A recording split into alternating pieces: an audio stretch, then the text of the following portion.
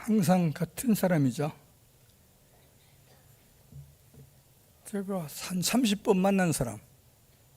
오늘 이게 보니까 죄인인 내가 49년 전에 대구에 내려와가지고 이렇게 지난 것이 이렇게 보여지는구나 이 생각하니까 얼마나 목회를 못했는가 제 죄책감이 보여가지고 말씀을 준비하면서도 그런 생각이 났었지만 여러분 죄송하게 생각하고 또 감사한 건 이제 봄, 여름, 가을, 겨울에 마지막 주일에 한 번씩 뵐 수 있다는 게 하나님 제가 살아있다는 증거가 아닌가 그런 생각을 하게 돼서 또 제 자신이 큰 은혜를 받고 있습니다.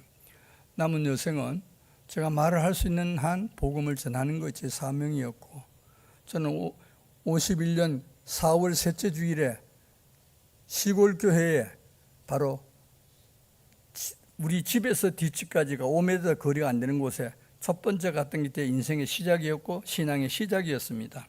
그때 첫 번째 무릎 꿇었던 그 새벽 기도가 내 일생 동안 새벽 기도를 변함없이 그때 만났던 예수님을 한 번도 부정해보지 않고 지나오게 하신 하나님께 감사를 드리면서 이번에 어떤 말씀을 전해드릴까 생각하다가 오늘 잠언 25장 9절에 11절에 나와 있는 말씀 경우에 합당한 말은 제목은 간단하게 적었죠. 축복의 씨앗이다. 이렇게 제가 말씀을 기록해서 노트를 만들었습니다. 너는 이웃과 다투거든 변론만 하고 남의 은밀한 일은 누설하지 말라.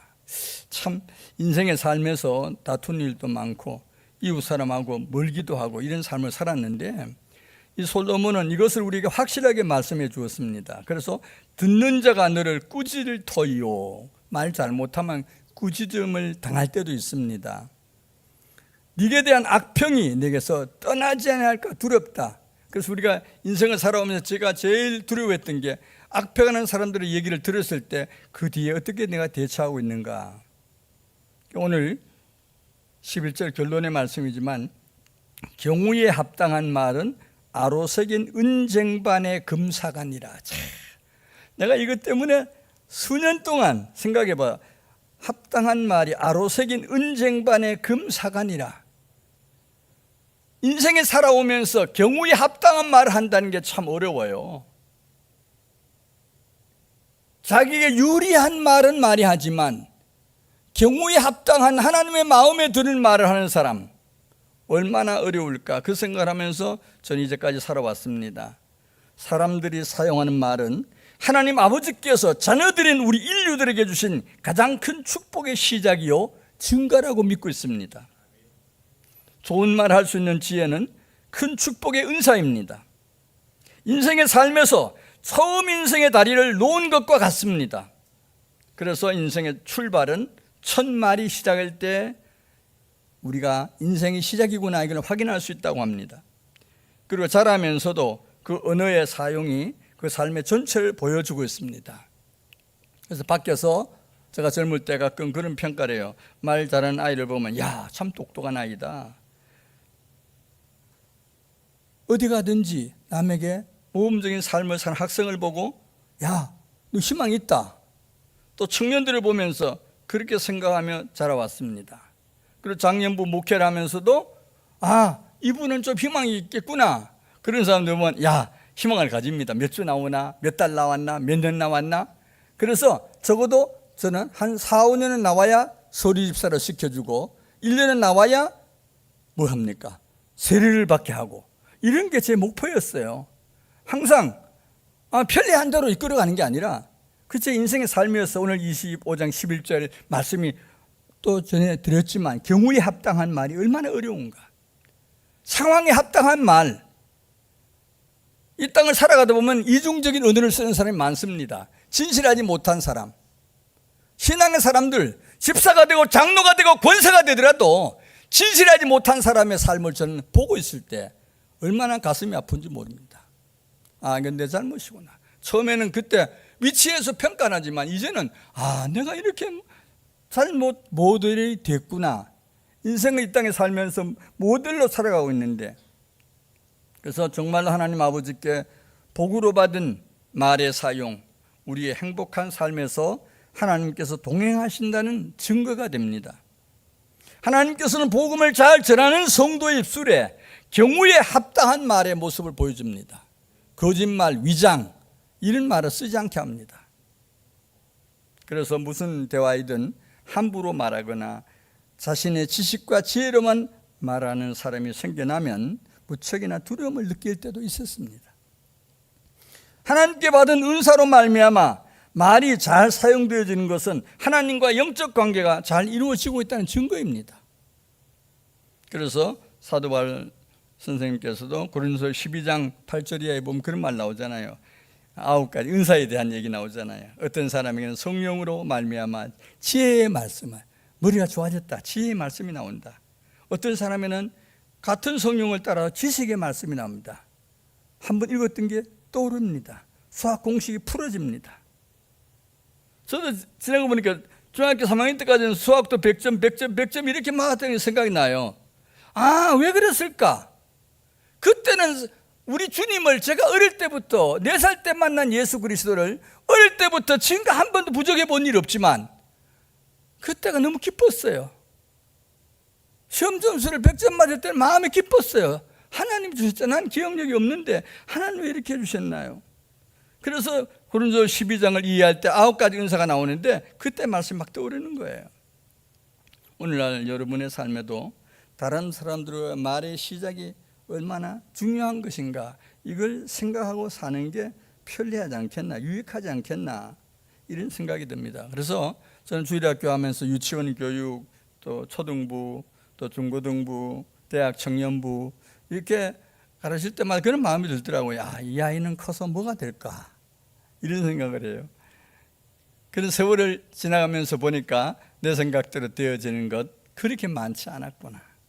주일학교가 40명, 50명 되고 중고등부가 40명, 50명 될 때는 정말 희망이 있었는데 나라가 어떻게 번창해 갈 때 이사가고 그런 과정을 겪으면서 인생의 삶에 제일 중요한 게 뭘까?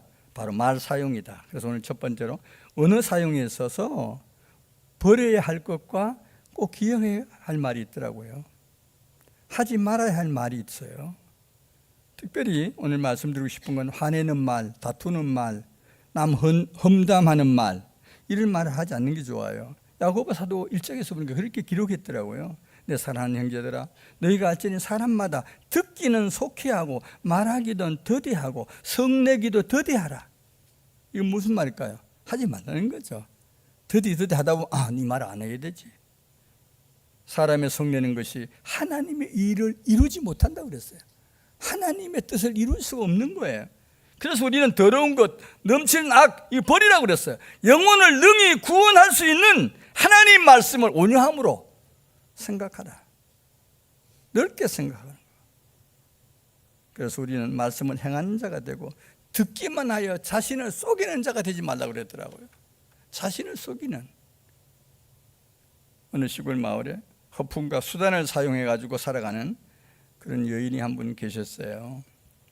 이 여인은 말이 많은 여인이죠.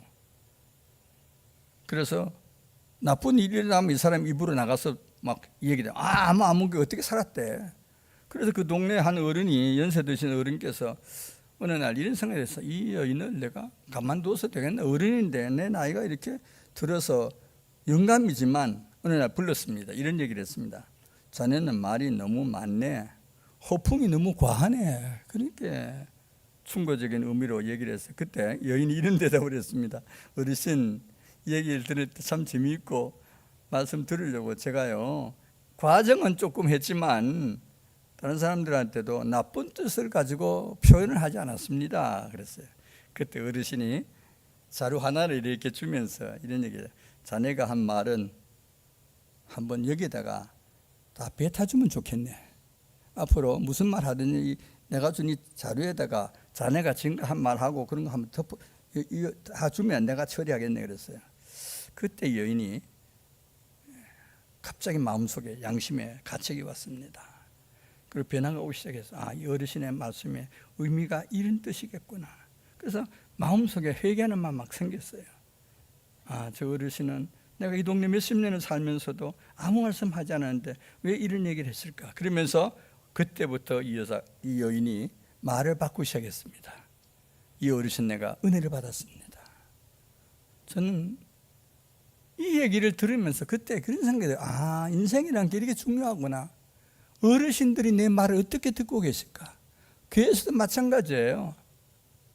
내 옆에는 저 집사님이, 저 장로님이 어떻게 듣고 계실까? 이런 거 생각나잖아요. 설교할 땐 또 주님이 직접 말씀하시 생각하면 설교자하고 눈을 뗄 시간이 없어요. 전 여러분 눈 뜨면 어떤 분 졸고 있구나, 어떤 사람 마음이 어떤 생각을 하고 있구나, 이거 다 느끼고 40년을 살아왔습니다. 그래서 베드로도 그의 서신 3장에 보니까 이런 말씀을 했어요. 생명을 사랑하고 좋은 날 보기를 원하는 자는 혀를 금하여 악한 말을 고치고 입술도 거짓을 말하지 않는다. 참. 악에서 떠나서 선을 행하고 화평을 구하고 그것을 따르라. 거기다가 주의 눈은 의인을 향하고 있다. 우리 하나님의 눈이 전능자잖아요. 수억 개의 별들이 살고 있는 다른 현장에서 주님 다 보고 계세요. 그래서 주의 그 눈은 어디를 향하냐? 의인을 향하고 있다. 여기 의인은 뭐야? 믿는 자를 향하고 있다. 믿음의 사람들을 향하고 있다. 오늘도 그런 생각이 들어요.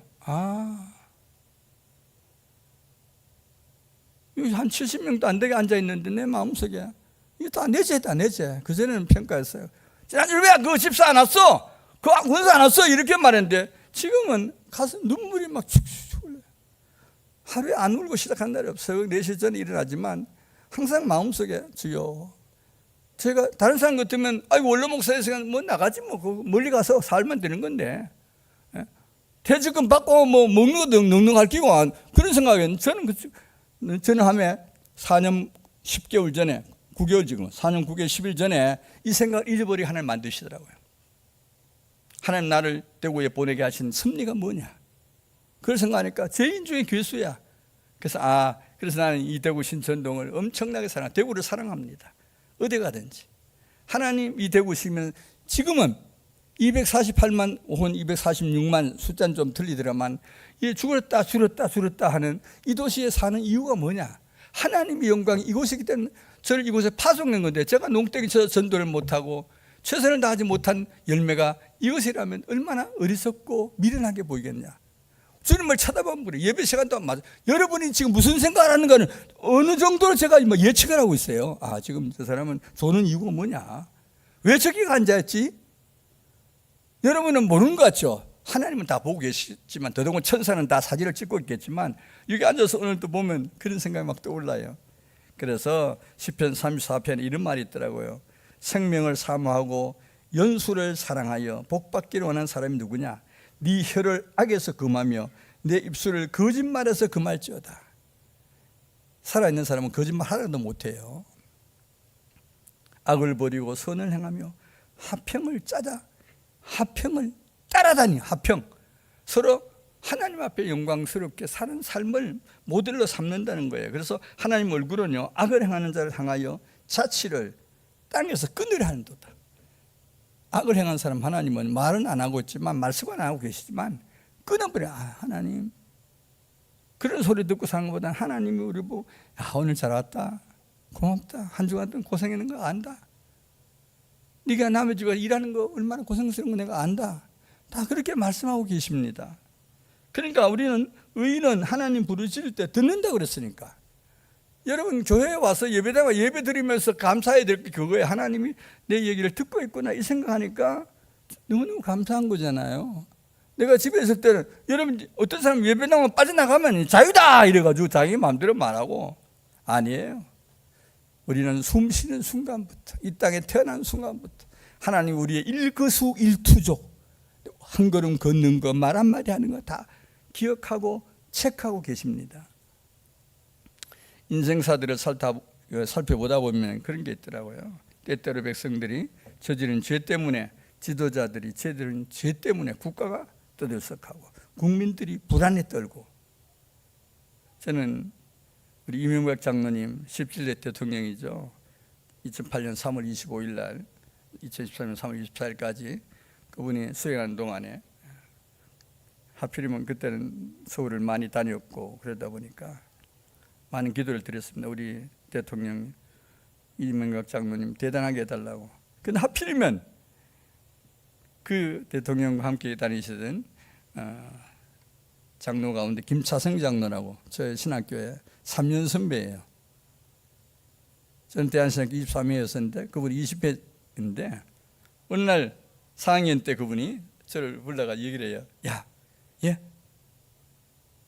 너와 같이 옆에 다니는 여학생 있잖아. 그때 미스 코리아 그 출신의 사람이 한 사람 옆에 있었어요.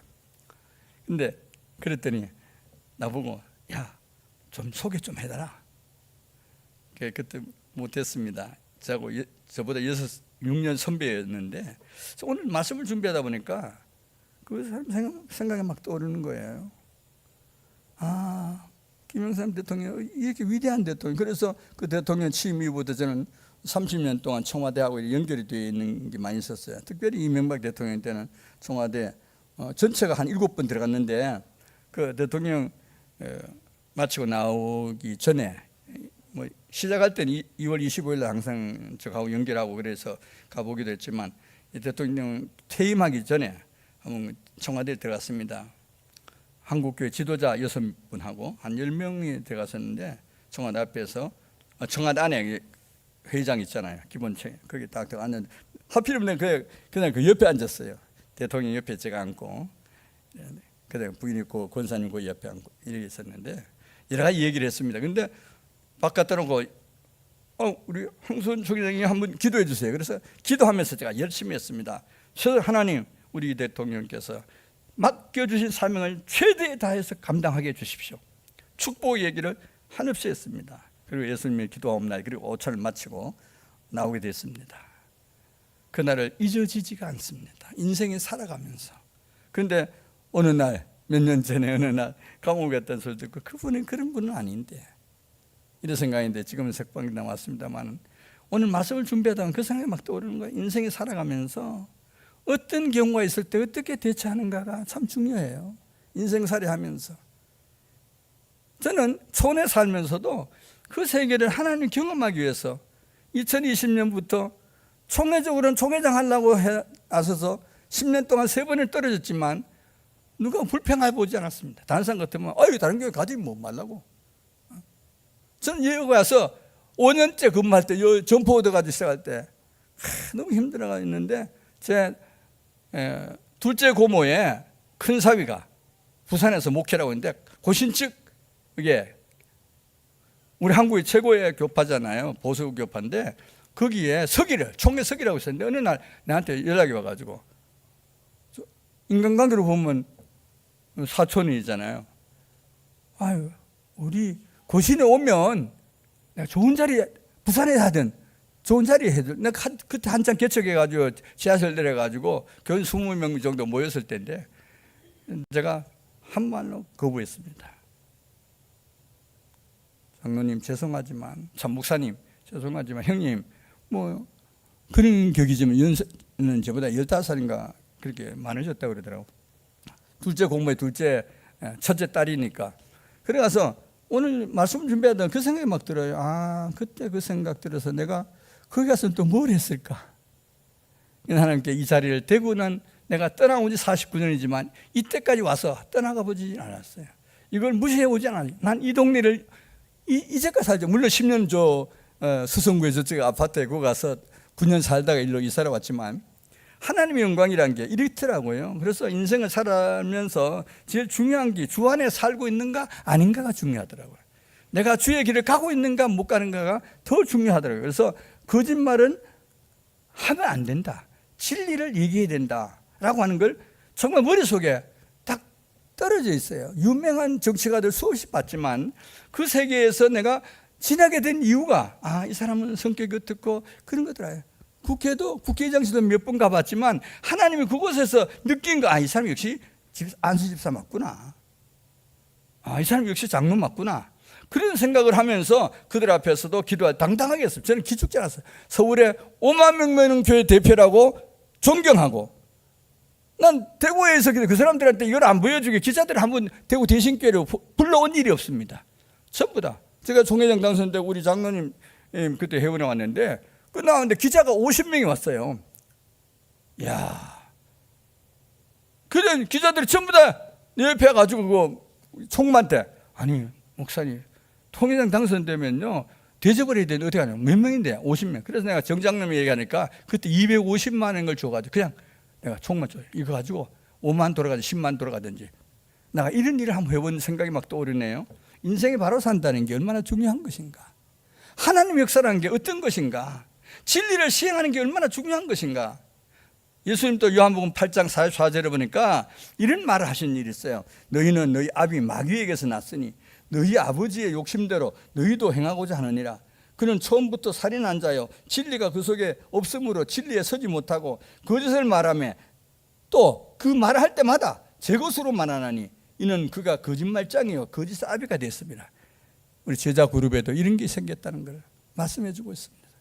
성도 그룹에도 이런 게 있다는 걸 말씀해 주고 있습니다. 진실한 삶. 정말 하나님의 전에 나왔을 때 여러분이 예배 드릴 때 그 진정한 모습이 하나님 앞에 다 사진을 찍히고 있어요. 그러니까 주일이 얼마나 행복한 시간이 되어야 될까요? 여러분 하나님 앞에 나왔을 때 얼마나 감격스러워야 될까요? 이걸 잊지 마세요. 여러분에게 못 줬다는 게 전 지금까지도 회개하는 심정으로 매일매일을 주의 전을 드나들으면서 그런 생각하고 살아가고 있습니다.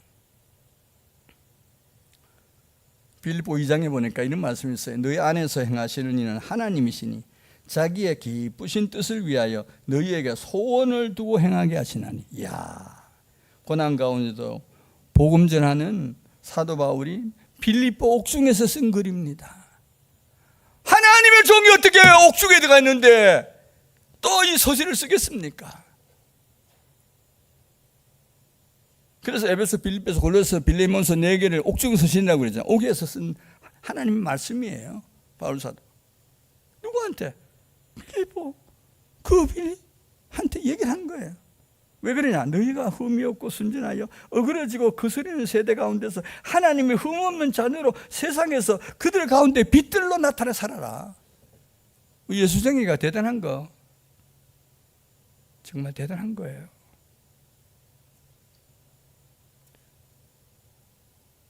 저는 2017년 5월 11일부터 텔레비를 끊기 시작해 지금까지 지금 7년 1개월째 끊고 있습니다. 하나님은 아버지가 좋아하지 않는 거, 이 정치 세계가 하나님 앞에 사랑한다는 게 어떤 것인가? 그래도 2년 있다가 내가 죽음의 세계로 갔다가 다시 왔지만 이 말씀이 또 오늘 또 말씀 준비하다 막 떠오르는 거야. 아, 그렇구나. 고난 가운데서 복음을 전하고 사는 게 얼마나 중요한 것인가. 힘들어도 어려워도 어떤 사람은 그래. 왜 당신 교회 다니다 안 왔어? 집사한테 안 왔어요? 그러면 아이고 요새 무슨 되는 일이 있어야지. 형통이 안 돼가지고 안 왔어. 이렇게 정직하게 말하는 사람도 있더라고요. 그래서 내가 하나님 앞에 이건 내가 잘못 가르쳤고 기도 적었구나. 모자랐구나. 이런 회개하는 시간을 가져본 적이 있습니다. 우리가 일생을 살아가면서 경우에 합당한 말을 하고 산다는 게 생활화돼야 된다. 오늘 본문에도 경우에 합당한 말이 아로석엔 은쟁반에 금사가라고 그랬잖아요. 그래서 감사하는 말을 우리가 하고 살아가는 거 이게 제일 중요하다는 걸 깨달았습니다. 그래서 제가 늘 여러분 앞에 우리 집에 집사람한테 늘 그래요. 내가 애송하는 첫 번째가 뭐지? 요즘 우리 성도들 가운데도 뭐야? 항상 기뻐라. 쉬지 말기다. 범사에 감사하라. 이게 정말 제가 56년 전에 신학교 1학년 때 첫날 예배 시간에 암송했던 성경 구절입니다. 항상 기뻐하고 사는 것, 시장 기도하고 사는 것, 모든 일에 감사하고 사는 것, 이것이 그리스도 안에서 너희를 행하신 하나님의 뜻이라. 정말 그래서 데살로니가전서 5장 16절 18절은 56년 동안 해오고 있는 거예요. 전번에 죽음의 세계에서 떠날 때 이건 생각나더라고. 다른 건 다 잊어버리는 1233개를 외웠었는데 그게 다 사라지고 그래도 거기 생각나 아직도 외우고 있어요. 감리교회 설립자인데요. 존 우리가 웨슬러라고 그러죠. 웨슬러. 그분이 이런 얘기를 했어요. 호랑불 보고 감사하면 촛불 주신 하나님, 촛불 보고 감사하면 전등불 주신 하나님, 전등불 보고 감사하면 태양을 주신 하나님. 저는 이 말을 지금도 기억하고 살고 있습니다. 사랑하는 성도 여러분, 우리의 삶의 현장이 아무리 복잡하더라도 제가 요즘까지 불러지는 잊어지지 찬송 하나 있어요. 310장이죠.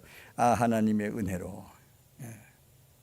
이분은 그 휘틀이라고 하는 드와이트 휘틀인데 이분이 이런 얘기를 했어요. 아 하나님의 은혜로 있을 데 없는 자 왜 구속하여 주는지 난 알 수 없도다. 왜 하나님 날 51년 4월 셋째 주일에 나를 구원했을까요? 즉간에 내 이름 믿고 스님이 내 이름을 지어줬었는데 하나님이 여기서 날 왜 구원했을까? 이 생각 막 떠올라가. 이 말씀 아직도 기억하면서 310장 찬송을 제일 좋아합니다. 아 하나님의 은혜로 내가 믿고 또 의지하면 내 모든 형편 아시는 주님 늘 보호해 주실 것을 나는 확실히 아네. 우리 하나님은 나의 모든 형편을 다 알아요. 인생에 살아가면서 어떤 죄를 지었고 어떤 강한 마음을 가졌고 어떤 나쁜 마음을 가졌고 이게 죽음의 세계를 통과한 4년 8개월 전에 깨달아지게 됐어요. 마음속에 막 떠오르는 거예요. 지금도 굳센 믿음, 복음 주어서 항상 편하게 살도록 주님 인도해 주시옵소서. 그런 기도를 드립니다. 성도 여러분의 삶도 마찬가지예요. 영적 실력도 똑같아요. 그래도 고린도후서 1장에 보니까요, 바울 사도가 고린도 교회 두 번째 편지를 보면서 이런 말을 했어요. 주 예수 그리스도의 하나님이시요 자비의 아버지시요 모든 위로의 하나님이시며 모든 환난 중에서 우리를 위로하사 모든 환난 중에 있는 자들을 능히 위로하게 하시니 그분이 예수 그리스도다.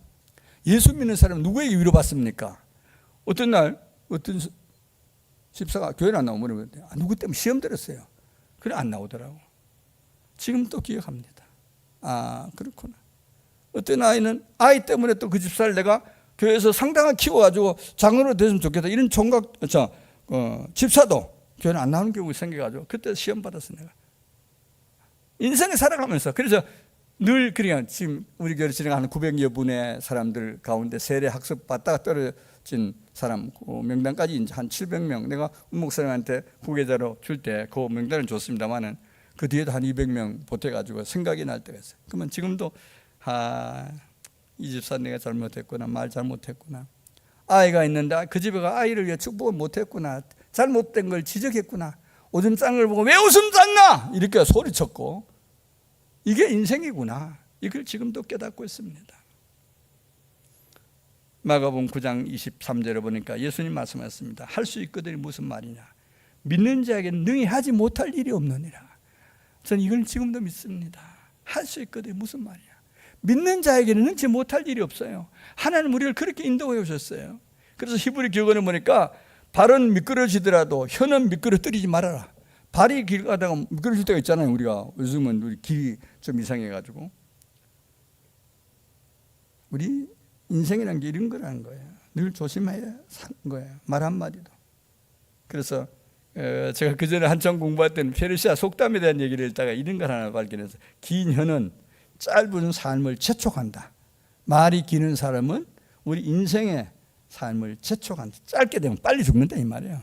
빨리 인생이 끝나는 게 하는 경우도 있다. 정말 속담이에요. 우리 서양 교원에도 이름 읽지 않고 하는 거 있잖아요.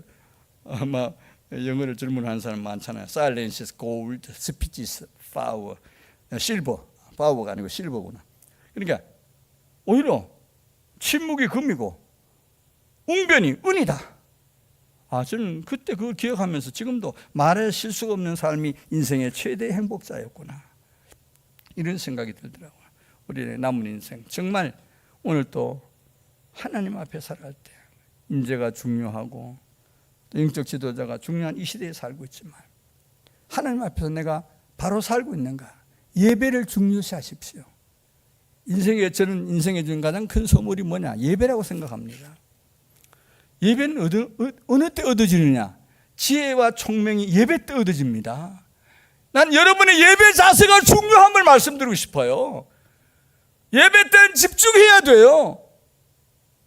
제가 한번 여의도 순복교회 사는 지금 몇 년 됐나 모르겠네. 그 행사에 제가 김찬 목사님하고 2번 장로교 대표로 2번 가가지고 내 5분 동안에 축사수훈이 있었는데 원고를 가지고 5분에 아이고 딱 보니까 사람들의 생각이 1층, 2층 또 물어보니까 교육관 몇만 명 있다 하더라고. 깜짝 놀랐어요. 그래서 내가 5분짜리 1분으로 말했습니다. 왜? 위대한 분들 옆에 어느 국회의장, 어느 국회의원 다 똑같이 앉아있는데 난 종교계 대표로, 기독교 대표로 왔는데, 종교계 아니죠. 여의도 성봉교회니까. 그때 한국교회의 리더인 두 분이 오셨다고 소개하면서 5분만 해주세요. 그래서 5분 아니 1분만 딱 했어요. 하나님의 영광이라는 게 이렇게 나타나더라고요. 하나님의 은혜라는 게 이렇게 소중한 거예요.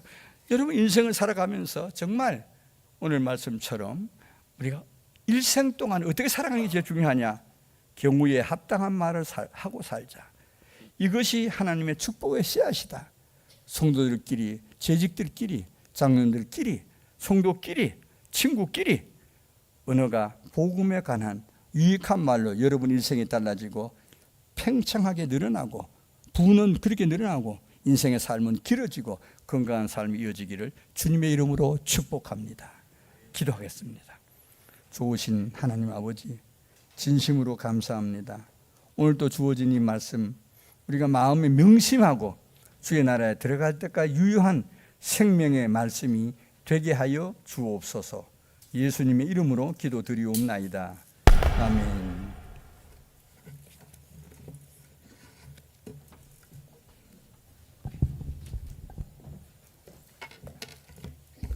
말씀의 위탁을 드립니다. 천국의 시민권을 선물로 얻으신 성도 여러분, 오늘 들은 말씀을 나가서 전파하며 복음의 증인되어 사십시오. 아멘. 말씀에 순종하는 삶을 살도록 힘쓰겠으며 나가서 복음 전하며 성도답게 살겠습니다. 아멘.